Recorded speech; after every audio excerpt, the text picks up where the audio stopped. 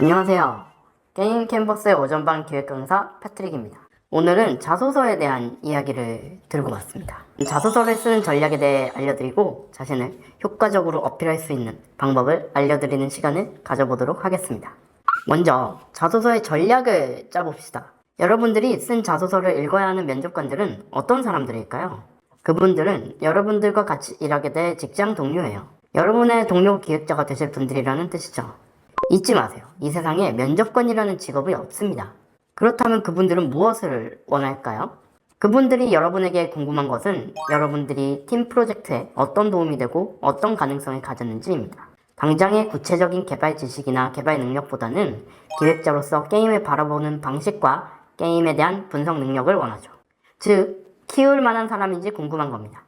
그런데 많은 학생들이 자소서를 쓰면서 단순하게 지식을 나열하고 해온 일들을 쭉 쓰는 식으로 진행하더라고요. 이런 자소서들은 면접관에게 스스로 알아서 지원자의 능력을 알아달라고 하는 것과 같습니다. 여러분은 뽑혀야 하는 이유를 제시하기 위해 전략을 짜야 합니다. 전략을 잘 짜서 여러분을 효과적으로 어필한다면 여러분을 뽑는 사람도 그리고 지원하신 여러분도 모두 행복하겠죠? 여기 예시가 있습니다. 저는 어릴 때부터 게임을 좋아했습니다. 그 다음엔 게임학과에 진학했습니다. 그리고 프로젝트를 했습니다. 프로젝트를 끝내고 다른 프로젝트를 했고 그게 끝나고 또 다른 프로젝트를 했고 무슨 상을 타고 어디서 인정받았고 제가 입사하게 된다면 이런 경험을 살려서 열심히 해보겠습니다. 이렇게 자소서를 작성한 지원자가 있다고 칩시다. 어떤가요? 여러분은 저 지원자를 뽑고 싶나요? 너무 당연한 이야기들이 들어가 있어서 어떤 능력을 가졌는지 알 수가 없습니다. 게임 개발 경험이 있다면 당연히 자소서에 넣겠죠. 그러나 그것을 통해 무엇을 배웠는지 드러내지 못하기에 정말 당연한 이야기로만 여겨지는 것입니다. 물론 면접관들이 지원자 한 명 한 명의 능력에 대해 토론을 하고 깊게 고찰한다면 가능성을 발견하겠죠. 그러나 지원자가 수백 명인 현실에서 그런 것을 바랄 수는 없습니다. 두 번째 예시를 들어보겠습니다.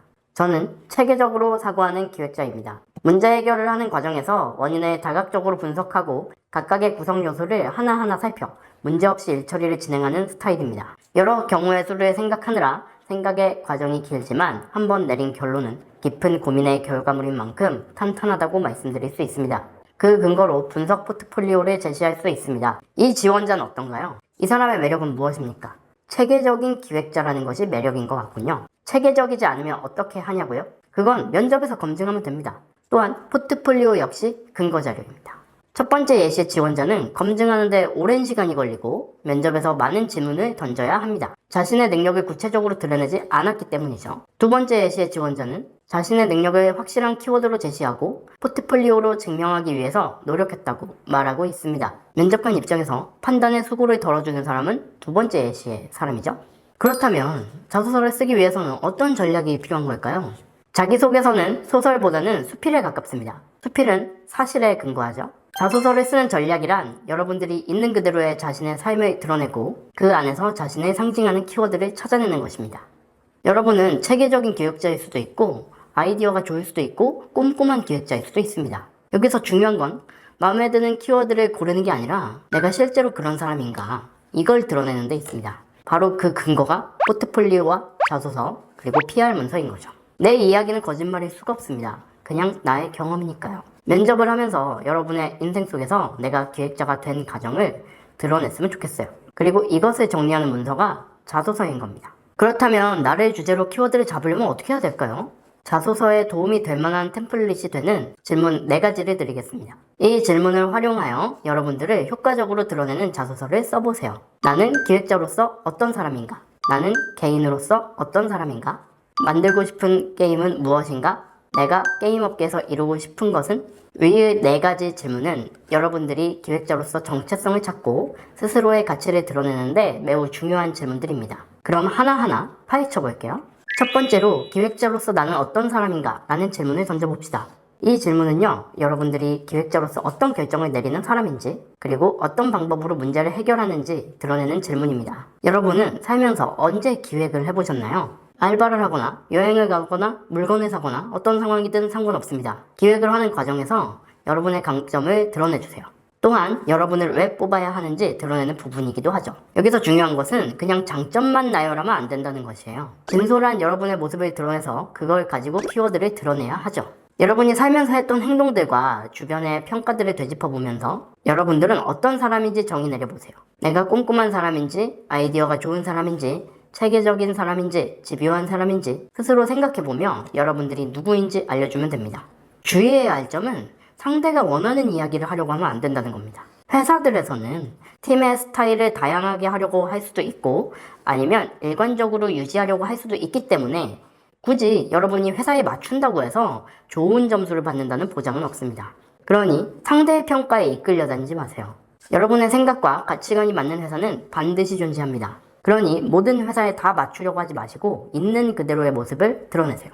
두 번째로, 나는 개인으로서 어떤 사람인가? 라는 질문입니다. 여러분은 쉴 때 무엇을 하나요? 여러분의 취미가 무엇입니까? 여러분은 어려움이 생길 때 어떻게 해결하나요? 이런 질문들 많이 들어보셨을 겁니다. 이런 질문들은 면접에서 여러분의 개인적인 정체성을 알기 위해 던지는 질문입니다. 사람은 기계가 아닙니다. 누구나 방전돼요. 여러분의 자소서를 읽어야 하는 면접관들 역시나 지치고 힘들고, 그래서 그들만의 충전법이 있습니다.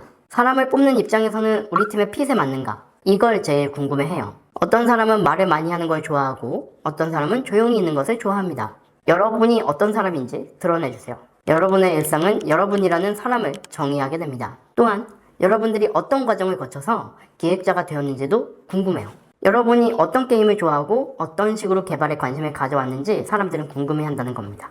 여기서 반드시 동일해야 뽑히는 것은 아니고 다양한 경험을 중시할 수도 있죠. 결국 여러분이 누구를 속이는 사람이 아니라 정말 어떤 사람인지 궁금해하는 것입니다. 세 번째 질문은 내가 게임업계에서 이루고 싶은 것은? 이라는 질문입니다. 게임업계에 오면서 게임을 좋아하지 않는 사람은 없을 겁니다. 여러분은 단지 게임업계에서 게임을 만들고 싶나요? 게임을 만들기 위해서는 두 부류의 사람 중 하나가 되셔야 합니다. 그 부류는 한 분야의 장인과 업무 제너럴리스트라고 이름을 붙일 수 있겠네요. 한 분야의 장인이라 불리는 분들의 경우 FPS 레벨 디자인 전문가, 몬스터 AI 기획 전문가, 재화 밸런스 전문가와 같이 특정 기획의 분야를 한 부분을 폭넓게 알고 계시는 분들이에요.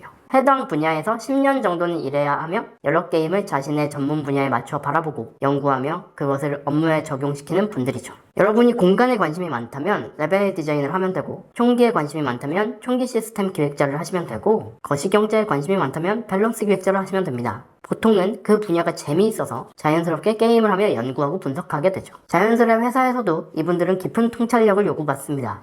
또 다른 분들은 업무 제너럴리스트라고 분류할 수 있는 분들입니다. 쉽게 말해서 효율성을 추구하는 작업자에 해당하는 분들입니다. 이분들은 맡은 일을 철저히 합니다. 특별히 장인이 되기보다는 업무의 깔끔함과 완벽함을 추구합니다. 여러분이 특정 분야에 깊은 관심은 없지만 성취지향적이고 게임에 대한 애정이 깊다면 뛰어난 작업자가 되시는 것도 좋습니다. 이분들은 빠른 업무 속도와 꼼꼼한 일 처리를 요구받습니다. 업무 능력이 출중한 제너럴리스트가 되시는 것도 게임업계에서 살아남는 좋은 방법입니다. 여러분은 한 분야의 깊은 통찰력에 기반한 장인이 되고 싶습니까? 아니면 빠른 업무 속도와 철저함을 갖춘 뛰어난 작업자가 되고 싶습니까? 네 번째로, 여러분은 게임을 만들고 싶습니까? 그렇다면 그 게임은 무엇입니까? 대부분 사람들이 만들고 싶어하는 게임은 자신이 좋아하는 게임이기도 합니다. 자신이 좋아하는 게임과 만들고 싶은 게임은 비슷한 질문인 것이죠. 좋아하는 게임의 아쉬운 점을 보완하는 게임일 수도 있고, 좋아하는 게임을 비틀어서 새롭게 만든 게임일 수도 있습니다. 그런 게임을 당장 개발할 수는 없기에 여러분들은 게임 회사에 다니고 있는 것이겠죠. 여러분들이 회사에서 가치를 인정받아 PD가 될 수도 있고, 또 팀원들에게 능력을 인정받아 퇴근한 뒤 사람들과 모여 사이드 프로젝트로 게임을 개발할 수도 있습니다. 즉, 위의 질문은 게임 업계에서 여러분의 미래 계획을 묻는 것입니다. 여러분이 무엇을 추구하는 사람인지, 어떤 게임에 관심이 많은지, 게임을 어떻게 바라보고 어떤 부분에 관심이 많은지 드러내주세요. 이를 통해 어떤 게임을 만들고 싶은지 정리해서 말할 수 있다면 여러분들의 모습을 더욱더 효과적으로 드러낼 수 있을 것입니다. 오늘 자소서 이야기는 여기까지 하도록 하겠습니다. 함께 해주셔서 감사하고요. 지금까지 강사 패트릭이었습니다. 다음엔 또 다른 주제로 찾아뵙겠습니다. 즐거운 하루 되세요.